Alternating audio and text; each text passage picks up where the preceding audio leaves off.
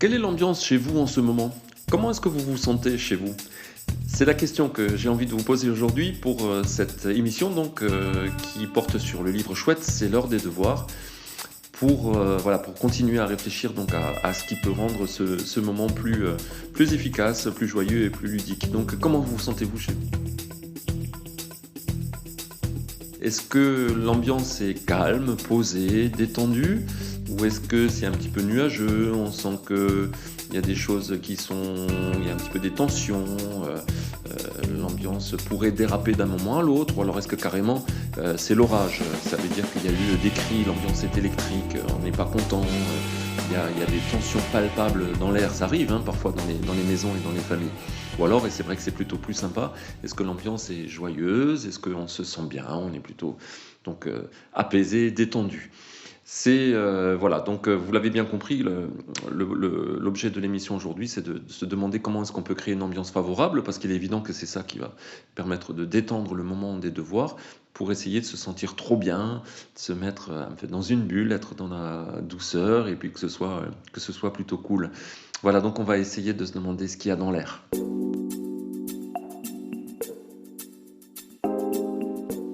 Alors, qu'est-ce qu'il y a dans l'air? L'ambiance est donc un élément très important pour la réussite de ce moment des devoirs. Avant de parler de vous proposer des idées pour améliorer l'ambiance et faire en sorte que ce soit efficace, je voulais vous parler de notre cerveau. Alors, des chercheurs auraient identifié qu'on a tous un cerveau droit et un cerveau gauche, donc deux zones du cerveau qui fonctionnent différemment. Alors, il paraît que ce n'est pas aussi bien situé dans le cerveau, mais c'est juste une image pour aider à mieux comprendre. Alors en fait, notre cerveau gauche, c'est celui de l'intelligence logico-mathématique, c'est celui qui nous permet donc de faire des maths, c'est celui qui nous permet d'analyser de façon très précise, ordonnée. C'est sans doute le cerveau qui fait la liste de courses.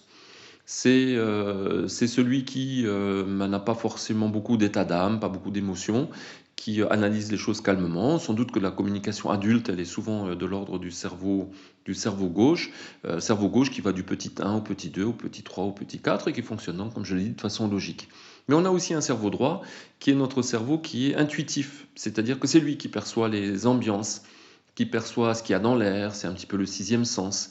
C'est celui qui valorise les sens, le toucher, les odeurs. C'est celui qui nous rend attentifs à la musique, à l'art, au visuel. Donc ce cerveau droit perçoit des ambiances sans qu'on se les formule toujours, mais c'est par là qu'arrive cette information-là. Alors il se trouve que nos enfants alors on a tous d'abord, dans notre fonctionnement du cerveau droit et du cerveau gauche, on a sans doute des dominantes. Donc les enfants, comme je le disais, eux ont souvent une dominante de cerveau droit parce qu'ils ont moins de filtres que nous, ils analysent moins que nous, et donc il y a des informations qui leur arrivent plus directement sous forme d'intuition. Ils ne les formulent pas forcément toujours d'ailleurs. Et c'est ce cerveau droit chez les enfants qu'on va essayer de chouchouter avec l'émission d'aujourd'hui pour se demander comment essayer de le mettre en éveil, comment le mettre en appétit de façon positive.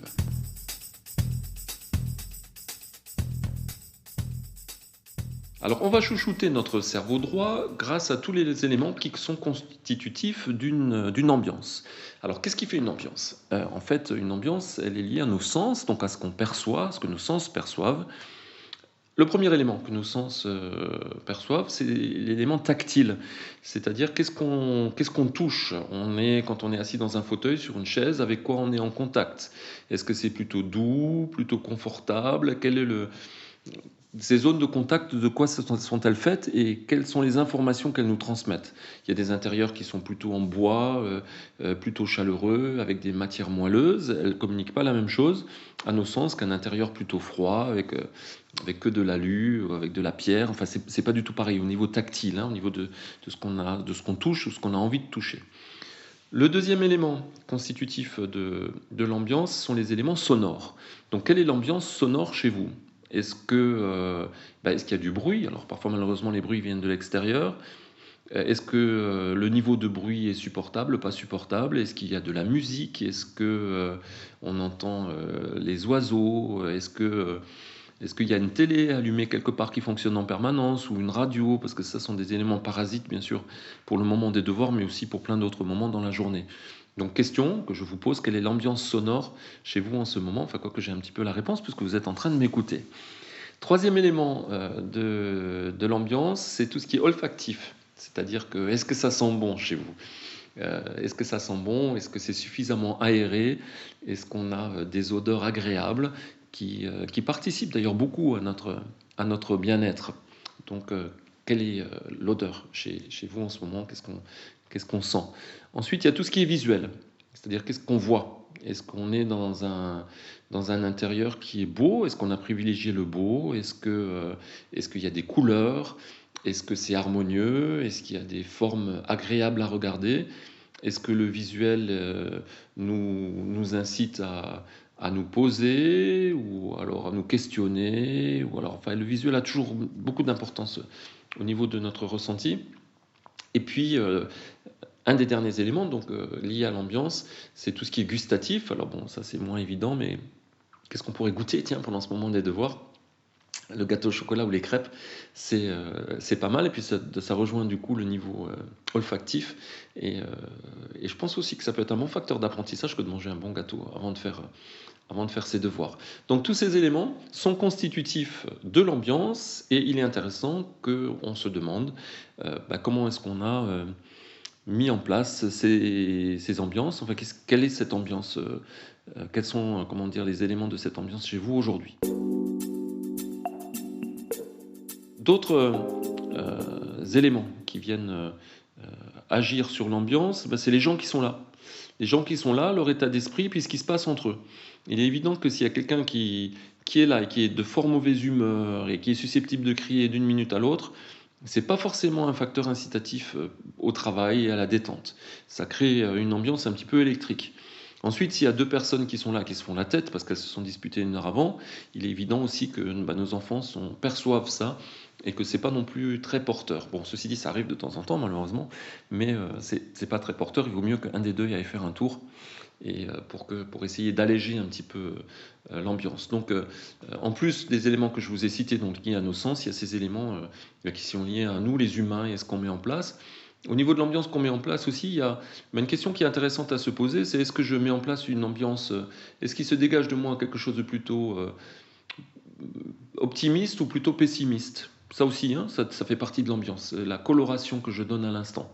Il est bien sûr évident qu'il vaut mieux là être optimiste et dégager quelque chose de positif. Parce que, voilà, une question qu'il est intéressante de se poser en tant qu'humain tout court, et en tant que parent bien sûr, c'est comment se sent mon enfant quand il a passé du temps avec moi? Comment se sentent mes amis quand ils ont passé du temps avec moi? Comment se sent l'autre quand il a passé du temps avec moi? Est-ce qu'il en ressort, est-ce que je lui ai donné de l'espace? Est-ce qu'il se sent grandi? Ou alors est-ce que j'ai plutôt tendance à assommer les autres? Alors la réponse, elle est jamais, comment dire, elle est jamais de même nature tout le temps, hein. Parfois on fait grandir les autres et puis parfois on les assomme avec nos états d'âme. Mais je pense que c'est quand même intéressant de faire en sorte que quand les autres nous rencontrent, ça les porte plus que ça ne les assomme. Voilà, donc tout ça, ça fait donc partie de l'ambiance. On pourrait aussi parler de Feng Shui. Alors, je ne vais pas vous donner des recettes de Feng Shui, mais c'est intéressant de se demander voilà, qu'est-ce que mon intérieur dégage, qu'est-ce qu'il dit, qu'est-ce qu'il raconte comme histoire. Il est évident qu'un intérieur plutôt surchargé, encombré par le passé, par des tonnes de papier que j'arrive pas à trier, qui disent finalement que je m'en sors pas, il est évident qu'un intérieur de ce type-là ne favorise pas forcément les apprentissages. Pourquoi? Parce qu'on ne peut pas y circuler librement, parce qu'on ne peut pas y respirer librement, parce que tout le monde n'y a pas sa place. Voilà, donc, allez, on désencombre, on vide, on fait de la place, on aère, on jette le vieux, on part sur du nouveau, où tout le monde a sa place, tout le monde circule, tout le monde respire bien. Et puis, allez, on est positif, on avance. Alors pour modifier l'ambiance chez vous, il y a des petites choses qui sont assez simples à mettre en place, donc que je partage donc, dans le livre chouette C'est l'heure des devoirs, aux éditions Erol, donc je vous le rappelle. Alors ces idées, elles sont voilà, toutes simples comme je vous le disais. Il y a deux premières idées qui sont liées à l'ambiance qu'il y a chez vous, un petit peu l'état d'esprit qu'il y a chez vous avant de faire les devoirs. C'est-à-dire que si les enfants sont plutôt agités parce qu'on a joué au ballon, parce qu'on a regardé un dessin animé un petit peu dynamique, parce qu'on a chahuté, il est bon peut-être de revenir au calme. Alors là, il y a un exercice que j'ai fait faire à mes élèves en lycée professionnel très souvent, quand ils revenaient agités de la récréation. C'est c'est en fait issu du roi du silence, tout simplement. Moi, j'ai appelé ça les dragons, parce que vous avez compris, j'aime bien les dragons, je ne sais pas pourquoi. Donc, ça consiste tout simplement à ce que vous, le parent, vous vous asseyez sur une chaise, sur vos genoux, sur la table, vous mettez le cartable ou le cahier des devoirs. Votre enfant, lui, il va aller se mettre au fond de la pièce et il va falloir qu'il vous rejoigne en silence, c'est-à-dire qu'il réussisse à venir vous dérober le cahier ou le cartable sans que vous l'entendiez. Et en fait, le jeu consiste à, dès que vous entendez du bruit, ben, il a perdu, il faut qu'il retourne au fond de la pièce. Alors vous allez me dire que certains enfants vont en profiter pour faire du bruit chaque fois et pour systématiquement revenir au fond de la pièce et donc pas arriver finalement au cahier des devoirs. Bon, c'est déjà une bonne nouvelle, ça veut dire qu'ils sont malins. Et ensuite, c'est pas grave du tout, parce qu'en fait, ça leur permet aussi de dire qu'ils sont pas en vie finalement. Mais ne vous inquiétez pas trop, il y a le goût du jeu et le goût de gagner qui va revenir très vite, et ils vont jouer le jeu pour venir vous dérober le cahier, le cartable, et puis finalement se mettre au travail, et puis de façon plus calme forcément, parce qu'on aura eu toute une zone de silence. Par contre, s'ils sont plutôt engourdis au fond du canapé, un peu mou, un peu mollassons, ça arrive parfois, mais à nous aussi ça nous arrive. Et bien là, je vous invite à organiser une minute du bruit. Prévenez les voisins. La minute du bruit, ça c'est vraiment génial. Ça veut dire quoi? On va sortir les casseroles, les instruments de musique, on va sortir les cuillères en bois, et pendant une minute, on va tous faire du bruit. Profitez-en aussi pour le faire, hein, ça fait du bien. Ça permet de se défouler, ça donne beaucoup de vitalité. Et pendant une minute, voilà. Donc les chercheurs ont mis en évidence d'ailleurs que le bruit était plutôt positif, hein, quand il était à des niveaux acceptables et quand il était choisi. En fait, ça permet de faire du bruit ensemble, ça permet la communication, ça permet la socialisation et l'expression donc d'émotions, et ça donne des vibrations positives.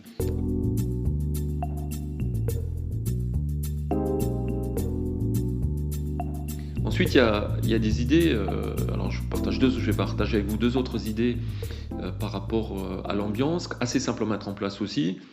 Si l'enfant est un petit peu perturbé par ce qui se passe autour de lui, s'il a du mal à se concentrer, ben pourquoi ne pas lui proposer une toile de tente? Alors c'est facile, hein, vous prenez un grand drap, vous le jetez par-dessus la table, et voilà, il y a une cabane qui est improvisée dessous. Il peut même faire son goûter dans la cabane. Je crois que tous les enfants font ça à un moment ou l'autre, de se construire une cabane. Et d'être dans la cabane là pour faire ses devoirs avec des coussins, avec un goûter, je vous assure que ça marche aussi, et les enfants adorent ça, donc de se construire une toile de tente quelque part. Puis bon, après vous pouvez vous débrouiller pour que la toile de tente soit assez grande et pour le rejoindre à un moment ou l'autre, et puis retrouver votre âme d'enfant. Ça aussi c'est bien pour les devoirs. Donc il y a la toile de tente, et puis il y a voilà, quelque chose que j'ai fait régulièrement aussi, c'est d'organiser une panne générale d'électricité, parce que du coup on n'a plus de connexion internet, il n'y a plus de lumière, et là on sort les lampes torches, on sort les bougies, on sort la lampe frontale, et on se met à faire ses devoirs dans le noir. On est un petit peu comme un espion qui est en train de chercher des informations secrètes, et là forcément il y a tout qui vient s'éteindre autour de soi. Voilà, quelques idées, il y en a d'autres, hein, mais vous les trouverez dans mon livre, donc Chouette, c'est l'heure des devoirs, que je vous invite donc à découvrir.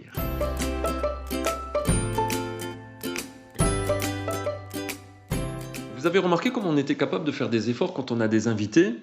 On range, on fait de la place, on met de la musique, on met des bougies, on fait en sorte que tout le monde puisse se sentir bien pour passer un bon moment. Et si on faisait pareil pour nos enfants au moment des devoirs? Ça changerait sacrément les choses, non? Alors si vous avez du mal à le faire pour vos enfants, parfois on a du mal même pour les gens qu'on aime le plus, invitez des copains et essayez de vous demander comment rendre l'ambiance pendant ce moment des devoirs la plus positive, la plus punchy et la plus joyeuse possible. Merci de m'avoir écouté. À la semaine prochaine.